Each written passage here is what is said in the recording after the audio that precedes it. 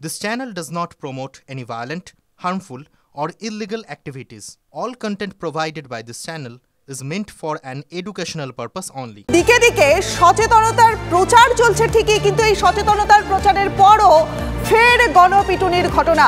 এবার ছেলে ধরা সন্দেহে যুবককে গণপিটুনির অভিযোগ উঠল উত্তর আসানসোলের পর। এবার ঘটনাস্থল হীরাপুর। পুলিশের সচেতনতার মধ্যেই ছেলে ধরা সন্দেহে নেশাগ্রস্ত যুবককে মারধরের অভিযোগ। খবর পেয়ে যুবককে উদ্ধার হীরাপুর থানার পুলিশের। সোশ্যাল মিডিয়ায় ভাইরাল ভিডিও, যদিও ভিডিওর সত্যতা যাচাই করেনি TV9 বাংলা। পুলিশ সূত্রে জানা গেছে, স্কুল ছুটির সময় দুই নাবালিকা ছাত্রীর পিছনে ওই যুবককে ঘোরাঘুরি করতে দেখেন স্থানীয়রা। সন্দেহ হওয়ায় যুবককে ধরে মারধরের অভিযোগ স্থানীয়দের বিরুদ্ধে। পুলিশ যুবককে উদ্ধার করে। জানা গেছে, ওই নেশাগ্রস্ত যুবক ছাত্রীর গলার সোনার চেন ছিনতাইয়ের চেষ্টা করছিল। পূর্ব বর্ধমানে চোর সন্দেহে ফের গণপিটুনির ঘটনা। শুক্রবার পূর্ব বর্ধমানের শক্তিগড় থানার বাম এলাকায় এক যুবককে গাছে বেঁধে মারধর করে স্থানীয়রা। স্থানীয়দের অভিযোগ, বেশ কয়েকদিন ধরেই এলাকায় চুরি হচ্ছিল। যুবককে ঘোরাঘুরি করতে দেখে স্থানীয়দের সন্দেহ হয়। ওই যুবকের কাছ থেকে একটি বেসরকারি স্কুলের বেশ কয়েকজন ছাত্রছাত্রীর আই কার্ড সহ বেশ কিছু সামগ্রী উদ্ধার হয়। মামলা রুজু করে তদন্ত শুরু করেছে শক্তিগড় থানার পুলিশ। ধরে নিয়ে আসা হলো, তখন ওই আই কার্ডগুলো পাওয়া গেল, স্কুলের আই কার্ড। যখন জিজ্ঞেস করছি যে তোর বাড়ি কোথায়, একবার বলছে বিহার, একবার বলছে বাংলাদেশ, একবার বলছে উড়িষ্যা, এরকমভাবে। ওনাকে ওই তো যে মারলো, দুই ক্লাবের ছেলেরা এলো, পাড়াতেও দু এক থাপ্পড় দেওয়া হয়েছে, দিয়ে পুলিশের হাতে হ্যান্ড ওভার করা হলো। সিভিল পুলিশ এসেছিল একটা, হ্যাঁ ওই গাছটাই বেঁধে রাখা হয়েছিল। আমার এমনি আতঙ্কে আছি, চুরি ফুরি হচ্ছে। সাড়ে 3টের সময় আমাদের এখানে ঘরে পুলিশ এসেছিল যে মেরেছে, কিন্তু আদৌ ওকে বিশেষ খুব মারা হয়নি। ওর আগে হয়তো এক চর মেরেছে, বলবো না যে মারেনি। ওর পকেটে একটা নীল পালিশ ছিল, আর একটা শিশিতে কি একটা যেন ছিল, দিয়ে ওইগুলো বার করে ওই আই কার্ডওয়ালাকে ফোন করা হলো। আই কার্ডের নাম্বার দেখে দিয়ে বললো যে আমার আজকে আই কার্ডটা চুরি হয়েছে। ফের বিতর্কে কালনার পুর প্রধান, অশ্লীল গালিগালাজ দিয়ে হুমকির অভিযোগ। কালনার পুর প্রধানের অডিও ভাইরাল। পাম্প বসানো নিয়ে গত 2023-এর 5ই সেপ্টেম্বর কালনা নমশূদ্র সেলের সভাপতি তন্ময় দাসকে হুমকির অভিযোগ কালনার পুর প্রধান আনন্দ দত্তের বিরুদ্ধে, যদিও অডিও সত্যতা যাচাই করেনি TV9 বাংলা। আমি তন্ময়, বলুন। তুই যে কথাগুলো রেকর্ড করছিস, রেকর্ড কর। হ্যাঁ বলুন। কোন কথা ফেসবুক কি লিখেছিস? যেটা সত্যি সেটাই লিখেছি, মিথ্যে তো কিছু লিখিনি। তোকে তো লিখেছি, বলেছি যে সুইচের কাছ থেকে পারমিশন নিতে করবি। হ্যাঁ, সুইচ পারমিশন দিলে কি করবি? না আপনি তো নিজে বলছেন যে কমার্শিয়ালে বসানো যাবে না, তাহলে আপনি তাহলে বসা যাবে। তুই সুইচের কাছে পারমিশন নিতে যদি কমার্শিয়াল তুই করবি, সব কথাবার্তা তুই কোন লিখিত কমপ্লেন করেছিস? না লিখিত কমপ্লেন আমি আনন্দ দত্ত বলছি।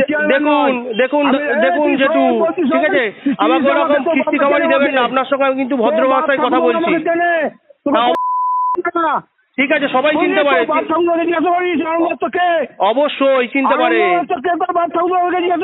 আমার জিজ্ঞেস করার দরকার নেই, ঠিক আছে? আপনি ওইসব খিস্তি খামারি দিয়ে কথা বলতে পারেন না, আপনি খিস্তি খামারি দিয়ে কথা বলতে পারেন না। ওটি একটি সাবমার্সেল বসানো নিয়ে আমার সঙ্গে বচসা হয় এবং উনি বেআইনি জায়গায় সাবমার্সেল বসাচ্ছিলেন।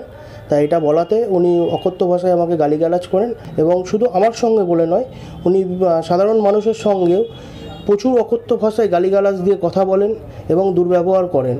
এবং কদিন আগেও আপনারা দেখেছেন আমাদের কালনার রাজবাড়িতে কর্মরত শিবিককে উনি মারধর করেছেন এবং বছরখানেক আগেও ওনার বাড়ির সামনে কীর্তন করতে আসা কয়েকজন পথচারী মানুষকে উনি অকথ্য ভাষায় গালিগালাজ এবং মেরে নাক ফাটিয়েও পর্যন্ত দিয়েছেন। দলকে আমরা জানিয়েছি, দল যথাযথ ব্যবস্থা নেবে বলেছেন।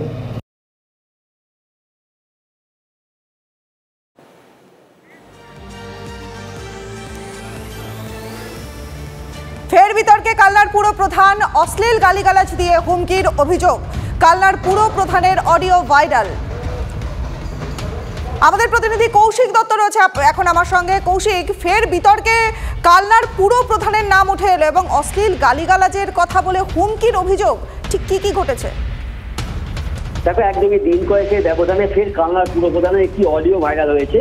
যে অডিওয় এক ব্যক্তিকে পুরপ্রধান আনন্দ দত্ত, অর্থাৎ সেই ব্যক্তি হচ্ছেন নমসূর্য সেনের সভাপতি, তাকে অশ্লীল গালাগাল দিয়ে হুমকি দিতে শোনা যাচ্ছে।